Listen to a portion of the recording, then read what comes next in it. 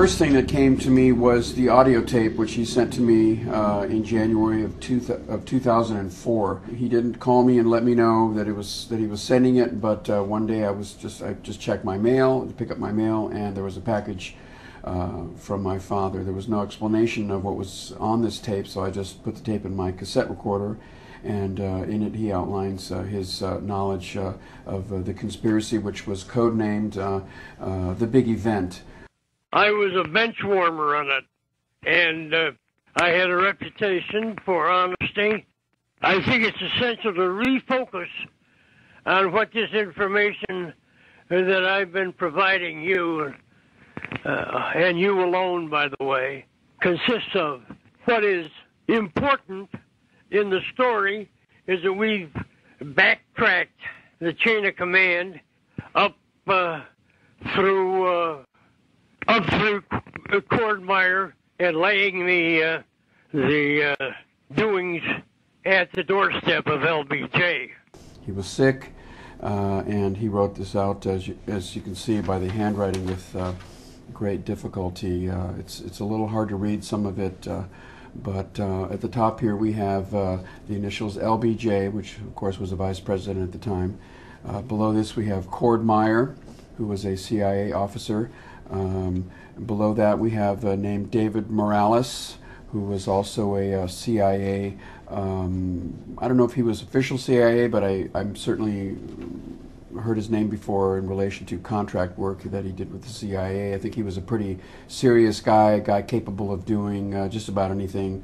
And to the right, the next name is Bill Harvey, who was a very flamboyant CIA man, carried around a couple pistols in his belt at all times, was a heavy drinker. And below at the bottom it says French gunman Grassy Knoll. I mean, you've said now that David Phillips apparently met with Oswald in Mexico City before the assassination. You've said that Bill Harvey may very well have recruited a French or Corsican gunman to shoot. And you've also said that Cordmeyer had a motive in that his wife was having an affair with John F. Kennedy. I heard from Frank that LBJ had designated Cordmeyer Jr. to undertake a larger organization while keeping it totally secret. I think that LBJ settled on Meyer as an opportunist, Perrin like himself of Perrin, and a man who had very little left to him in life ever since JFK had taken Cord's wife as one of his mistresses, and of course could not number Cordmeyer among JFK's admirers. Quite the contrary. So now you have three CIA officials who had, let's say, the means, motive, and opportunity, or some connection to kill Kennedy. That's true. But Johnson, as we all know, was a very corrupt president. Yeah. Very capable of doing evil deeds, don't you think?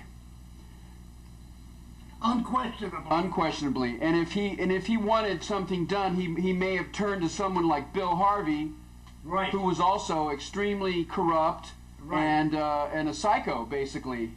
Yeah. Oh yes. I could just visualize Harvey and LBJ forming a kind of a thieves compact between them. Mm-hmm. But I think that LBJ was an opportunist, and if it was not hesitated to get rid of obstacles in his way. I think that his later career exemplified that. The vice president had the most to gain. Yeah. And he was in a position where he could bring in people like Cordmeyer and others of interest and get their take on different things, and then in turn issue instructions. there was nobody with the leverage that LBJ had, no competitor. He was the vice president, and if he wanted to get rid of the president, and he had ability to do so by corrupting different people in CIA.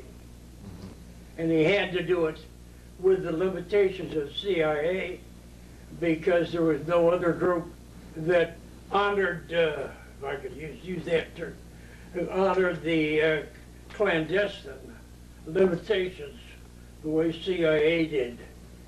They could do something, turn their back on it, and move on to something else. It was not like a military. There was no accounting in that sense. And we know that LBJ had an unlimited ambition. And we know that he was a corrupt individual. And that the dollar sign was very important to him. As vice president, he didn't have the leverage that a president did or would. And so that was an attractive goal for LBJ. He did not want his career to come to an end as vice president. Who knows about vice presidents? It was very, very important to him that he take advantage as to the extent that he could as vice president, because just a few things had to be accomplished. He had to kill Kennedy, have him killed, I should say, and be guilt-free himself.